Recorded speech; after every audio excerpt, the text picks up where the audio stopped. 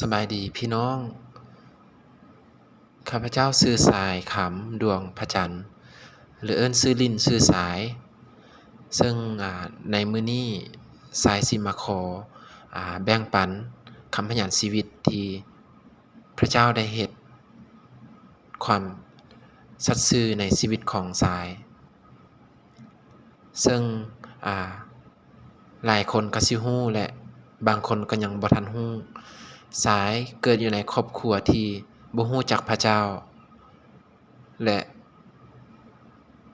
สายเป็นคนแรกที่มาฮู้จักพระเจ้าก่อนซึ่งในระหว่างที่สายมาเชื่อพระเจ้าก็ถูกครอบครัวต่อต้านว่าบ่ให้สายมาเชื่อศาสนานี้ซึ่งเป็นศาสนาที่ผู้คนบ่อยากฮู้จักอยู่ในโลกนี้เป็นศาสนาที่มีการข่มเหงซึ่งสายก็ถูกต่อต้านสิ่งนั้นมาผ่านทางครอบครัวและมันเฮ็ดให้สายบ่ได้หยุดอยู่ที่คำดูถูกนั้นซึ่งสายได้เฮ็ดให้ครอบครัวได้เห็นว่าพระเจ้าที่สายกำลังเชื่อและกำลังนมัสการอยู่นี่เป็นพระเจ้าองค์ผู้ที่ทรงสัตย์ซื่อและ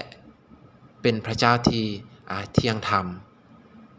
เป็นพระเจ้าผู้เดียวที่จะเฮ็ดให้สายได้ฮู้จักสวรรค์เป็นแบบใดและแผ่นดินโลกเป็นแบบใดและมันเฮ็ดให้สายได้มีความแน่นอนใจและมีความมั่นคงจนมาถึงทุกมื้อนี้สายกล้าเว้าเต็มปากเลยว่าทุกช่วงเวลาที่สายได้ย่างกับพระเจ้านี้พระเจ้าได้เฮ็ดการอัศจรรย์และพระเจ้าได้ช่วยสายหลายด้านเลยซึ่งสายบ่สามารถที่จะเว้าได้หมดว่าพระเจ้าทรงเฮ็ดหยังในชีวิตของสายได้เลยซึ่งมันหลายจนสายบ่สามารถที่จะอธิบายได้ซึ่งเมื่อหลังจากนั้นสายก็ได้สร้างครอบครัวและพวกเราก็มีลูกชายในช่วงนั้นเป็นช่วงที่พระเจ้าได้เฮ็ดการอัศจรรย์แล้วก็พระเจ้าได้เฮ็ดให้สายได้เห็นและครอบครัวได้เห็นว่าพระเจ้าที่เรากำลังเชื่อนี่เป็นพระเจ้าผู้ที่ทรงช่วยบ่แม่นพระเจ้าที่เราเห็นด้วยตาแต่ว่าเราสามารถสัมผัสโดยใจได้เมื่อลูกชายของพวกเราได้4 เดือนเราก็ได้ติดเชื้อRSV ซึ่งหลายๆคนก็สิฮู้ว่าเชื้อ RSV เป็นไวรัสหนึ่งที่มีความร้ายแรงหลายถ้าเด็กน้อยได้รับเชื้อนี้แล้วเราบ่สามารถที่จะรักษาได้ทันมันก็สิเฮ็ดให้ปอดอักเสบหรือนำไปถึงสิ่งต่างๆที่มันจะตามมาซึ่งพวกเราก็ได้ใช้เวลาในการอธิษฐานขอการเยียวยารักษาจากพระเจ้าและก็ได้เห็นถึงความสัตย์ซื่อของพระเจ้าที่พระเจ้าได้ช่วยลูกชายของพวกเราแล้วพระเจ้ายังได้เฮ็ดการอัศจรรย์ซึ่งให้ครอบครัวของสายได้เห็นว่าความสัตย์ซื่อของพระเจ้าได้เฮ็ดสิ่งนั้นให้มันเกิดขึ้นแล้วในครอบครัวของสายซึ่งในระหว่างที่พวกเรากำลังรักษาBMU ห้องหมอแห่งหนึ่งเนาะก็อยู่ลาวเฮานี่ซึ่งมันได้เฮ็ดให้เราได้มีประสบการณ์จากพระเจ้าว่าบางสถานการณ์มนุษย์บ่สามารถที่จะ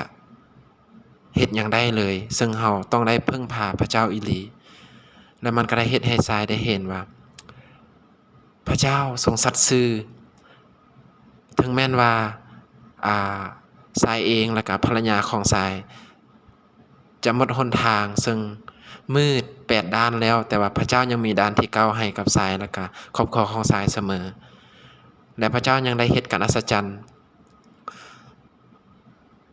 แทนที่พวกเราจะได้จ่ายเต็มจำนวนก็คือจ่ายมูลค่าที่รักษาของลูกชายของเรา 100% แต่ว่าพระเจ้าเฮ็ดให้เราได้เห็นว่าพระเจ้าทรงสัตย์ซื่อพระเจ้าได้ให้พวกเราจ่ายแต่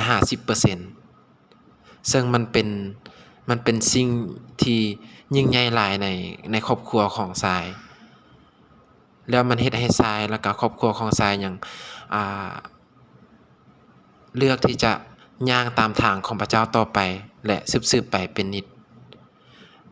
และข้าพเจ้าอยากหนุนใจพี่น้องที่กำลังเจอกับปัญหาเจอกับอุปสรรคในตอนนี้กำลังอธิษฐานหาพระเจ้าอธิษฐานแล้วอธิษฐานอีกแต่ยังบ่พบข้าพเจ้ายังหนุนใจว่าอย่าหยุดในการที่จะอธิษฐานอย่าหยุดในการที่จะร้องขอจากพระเจ้าเพราะเวลาของพระเจ้าจะมาถึงพี่น้องอย่างแน่นอนเป็นเวลาที่พี่น้องบ่สามารถที่จะคาดคิดได้ขอพระเจ้าอวยพรพี่น้องทุกคนอาเมน